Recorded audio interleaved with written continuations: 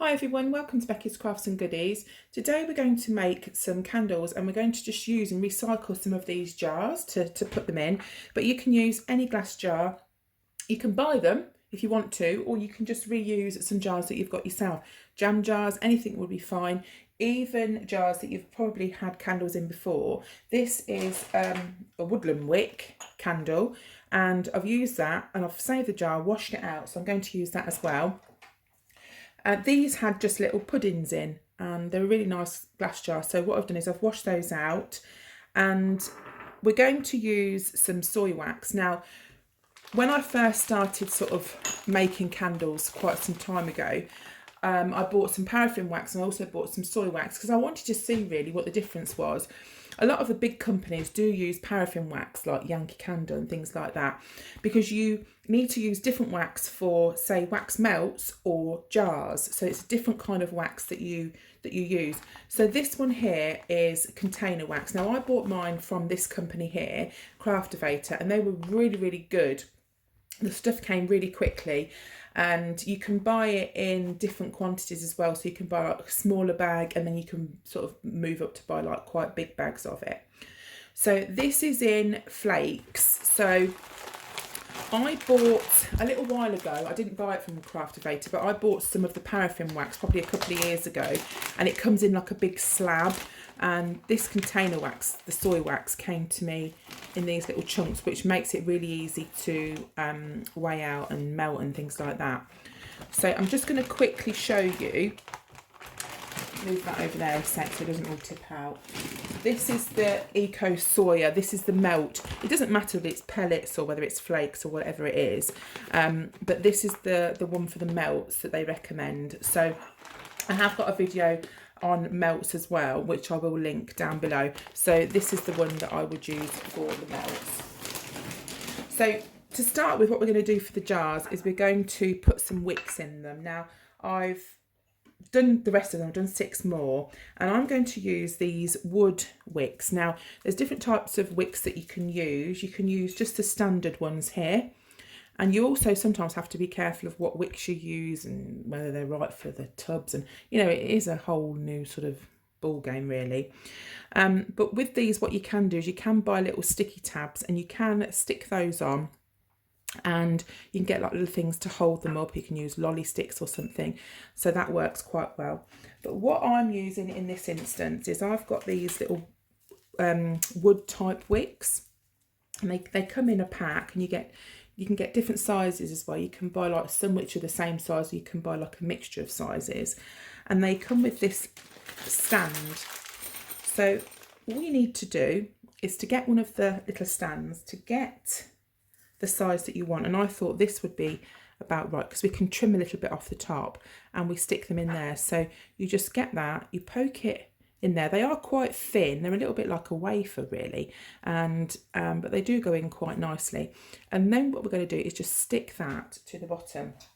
Now I'm going to use some glue because we want to give it a chance to set before we start pouring any hot wax in. So just plonk that in the middle.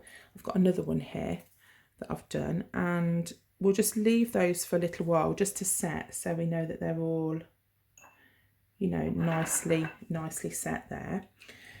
And we will make a start. Now when you are melting the wax, I do it in a little tub. Let me show you. Well, I say a tub, it's more like a little bowl here with a handle, and it's kind of like the bain-marie kind of method, you know, the same one that we do when we're melting chocolate. And we put our wax in here and you've got some hot water. I sort of pour in boiling water in the bottom of a saucepan and then pop that on the top, and then we put the wax in here and that melts. So exactly the same way that we do our chocolate. And you can colour them as well. So if you want to colour your wax, you can colour it in. You can get liquid colour, you can get stuff that looks like little flakes, you can get all sorts of things. So here we've got the other jars that we've done. I've got 8 that I'm going to do today, and I think, let me move them a bit more central, I think I'm going to put some flowers and things in these. because I made some, when I make my melts, I generally put little flowers and things in because I just think they look quite pretty. And I did think with this jar, I could put some flowers around the edge. So we'll put the wicks in the bottom. And I think in this one, I'll probably put 2 because the jar's a little bit wider. So I think if I put 1, let me move those. I've just moved those, but really I need to be showing you this first. So I think what I'll do, I've got the longer size wick here, and I'll do 2, and that will just ensure that you get a nice burn, you know, so it's more equal. Put that there. And making candles are really relaxing. I know a lot of people are doing it now, a lot of people are selling them, you know, it's not something new because there's quite a few people that do it now. But, you know, you don't, if you want to sell them, you have to also make sure that you do check the regulations for selling them in your area. You have to make sure you put the correct warning stickers on them. You can't just literally start selling them and then that's fine. You have to check your, you know, regulations for selling them. So I'll put that in there, and I'm also going to put, I think, some flowers around the edge, and I've got some here, but I think I've got these from AliExpress. I think they're really, really pretty. They come in packs like this, and all I've done is I've just opened the pack, and you can just get them out. They're really delicate, but look at how beautiful they are. They're all pressed and lovely. And what I'm going to do is stick some of these around the edge, just with a little bit of glue. So when we pour in the wax, you can still see the flowers around the edge. So I'll just stick those round there, and then we will pour some wax in the little container there, and we'll start and melt it. Okie doke, so we've put the wax in. Now what you have to do is to measure out how much wax you're putting in, because you need to know how much wax to work out how much fragrance to put in as well. And I've also got one of these thermometers. I bought this from the Candle Shack, and it just tells you how hot the wax is, and it just gives you an idea when to put your fragrance in, just so you know. So it's got a little temperature gauge there. I should have shown you that before, where it shows you sort of the green part and the red part being normally too hot, and the green part is when you can add your fragrance and things as well. So with the type of wax that you're using, you need to know what temperature you need to add your fragrance, when it's melted, when you can pour it. So you need to obviously look into that as to what wax that you're doing. So I think I've got to put the fragrance in, I think it's 60 or 70 on this. I will double check. But first of all, what we need to do is to melt all this down. Once the hot water underneath starts bubbling, this will start melting. I've measured my fragrance out. This is I think it's a 12% fragrance that this wax will take. So I'm just going to pop that in there once it's at the right temperature to add the fragrance. Right, while that's melting down, I've got another pan here, and I'm just going to use a glass container. So if you haven't got one of those special little pots, or if you need to do a larger quantity, you can use something like that. Obviously you need to make sure it's put aside just for candle making. So I'm going to do the same thing just with a normal saucepan and a glass bowl as well, but also just check the temperature of it. You always need to check what temperature it is.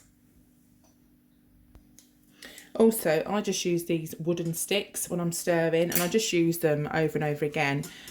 So I just like poke about with it and use that to stir it round. Right, while that's melting over there, I'm going to show you some of these flowers. Now, I bought a pack of flowers, like dried flowers from Amazon, and what I've done is I've used these in the melts when we made some of the melts. I'll take them out just to show you. The pack that I bought was a real mixture of different kind of flowers, and these were actually bigger flowers. And what I did is I actually broke them up so they're a lot smaller. So if you can see, they're really quite cute and broken up now. I'll just pop those in a little IKEA bag, and they're really sweet to sprinkle on the top of things. I did that with those as well.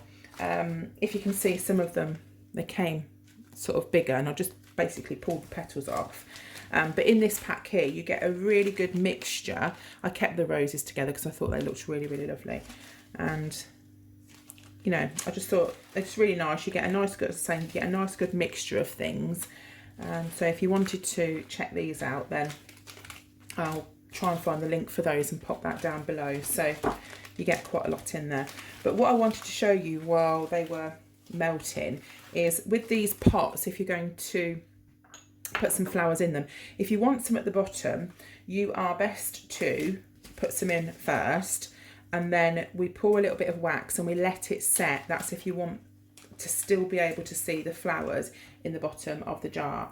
So we'll put a few in because they will naturally just rise to the top. So we'll put a few in the bottom there, and I'll put a few in the others, and then when we pour it I'll show you exactly what I mean. It's the right temperature to add the fragrance oil now, so I'm going to pop that in. And don't leave it too long when you've put the fragrance oil in, because what will happen is it will burn off, so naturally the scent will start to come out. So give it a little stir, and then we'll take it over to the pots. Now with these here, what we're going to do is we're going to put a really small amount of the wax in to start with, because we want to try and keep these as low down as we can. So we're just going to put a small amount in. That'll start and set, and we will keep the wax on the actual burner just to keep it a little bit warm. It won't take long. Just as soon as it starts to change colour, should I say, slightly, you know the wax is starting to set. What we'll do then is we'll just pour the rest of it into the jar. So now we're going to put the rest in. Pour that up to where you want it. Just put the rest in there. I'm going to make some more up, and I'll fill the rest of the jars up as well. And I'm also doing the big one here with the flowers around the edge. I'm also filling that up as well.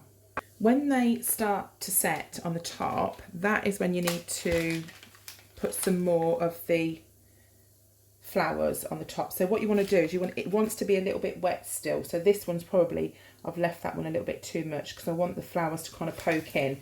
So when it's starting to set but still, you know, still a little bit wet, that's when you want to be plopping the flowers on. And you can really put as much or as little as you like.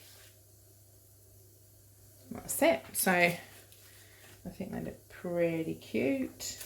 Obviously be careful with flowers, use them at your own risk because you are using a flame. So, you know, only use them if you feel happy to do so. If not, just use them for decorative purposes.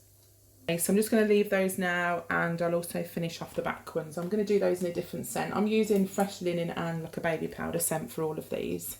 While they're just setting, I want to show you some little bits of trim and some lace and things like that I'm going to put around them. I thought they'd look really sweet, maybe having just something around the top. This is some lace and pearl trim that I've got, and I just want to show you. I'm going to just use my hot glue gun and I'll put that around there. Obviously don't have it too high up so it's near the flame, and I've got to say again, this is for decorative purposes. Just purely use your own decision if you want to use that or not, but I thought that would look really, really pretty around the top there. I mean, maybe it could go down a little bit lower. So there's things like that. There's all sorts of different trims and ribbons and bits and bobs you could get that you could put on and put round. You could maybe do a bow or something like that, put this round and then just maybe make it into a little bow and pop that on the front. That would look really cute if you wanted to do that. You could team them up with various different colours. This would look sweet as well. That would look nice dangling down on there. Also the big one I've got over there, I thought this would look pretty cool. This is what would look nice on a lampshade or something like that, but that would look nice dangling down around the outside. So, you know, you can just look around and see what you've got, see what your style is. You know, maybe you don't like frilly lacy things, so that wouldn't work for you, but just see. If you wanted to put a ribbon, even something Hessian would look nice on there, black, anything that you want to. Just wanted to give you that little idea as well. Decorated all the jars now, and when they're all ready and they're all finished, you just need to trim the wick. So you just get your normal scissors and just trim it like that, and it comes off quite easily, and that's them all done. So I'm just going to show you the others now. The big one hasn't quite set yet, but you'll see it, it's fine. It might go a little bit sort of deeper white, but other than that, they're all ready. So here they all are. This is them completely finished now, and I think they look really, really pretty. They would make fantastic presents. They would also look really good if you had some cello wrap. Put some clear cello wrap around them, put a little bow, a little bit of curling ribbon or something like that. I think they would make beautiful, beautiful presents. So I'll just move those to one side. This is the other one. It's not quite fully set yet, but it is absolutely loaded with flowers, and I think it looks absolutely beautiful. So all I did was put some more of the purple and the pink flowers on the top, sort of sprinkled a few more of the other smaller ones on, and then I've just put the trim around the edge as well. So obviously, you know, you don't have to do that. I probably don't even know if I'll burn this. I'll probably just put it on the table, and but I just think it looks really, really cute. So you can use lots and lots of jars that you've got. You don't have to go and buy them. A bit of recycling, and make some really, really beautiful candles. So I hope you've enjoyed watching this. If you haven't checked out my wax melt video, then don't forget, I will put that down below so you can watch that as well. But that's it from me. I hope you're all okay, and I'll see you again soon. You take care. Bye for now.